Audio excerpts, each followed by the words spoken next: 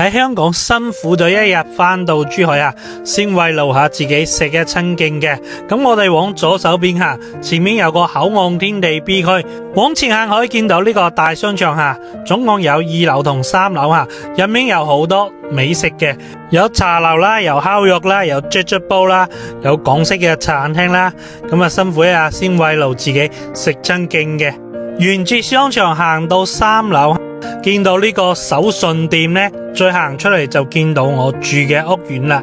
當初選擇住呢邊就係因為方便，可以步行過關口。今日仔細一睇啊，小區原來都幾靚嘅。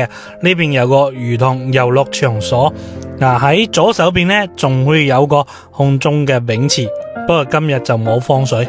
咁我住緊呢就喺第3座，而家帶你上去碌一碌啦。依家上到14樓啦，呢度一層呢有24個單位，好多人係做民宿酒店租出去，一晚大約200蚊嘅。咁啊，先睇睇我嘅單位啦。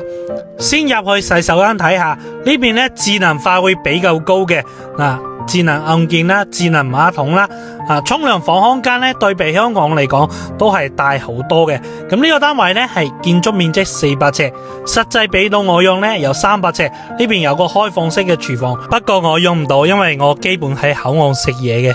如果你中意煮嘢食呢，可以擺個雪櫃喺呢邊，可以打滿佢。客廳仲可以擺個2人坐嘅梳化同埋電視櫃嘅。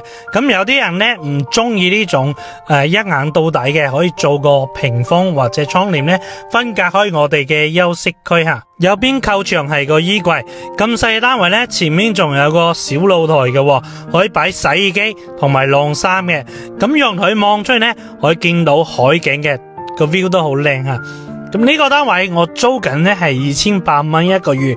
問過希總，如果買個咁樣單位，總計要成88萬。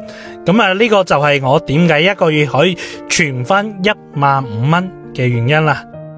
多謝大家收睇今日嘅 vlog。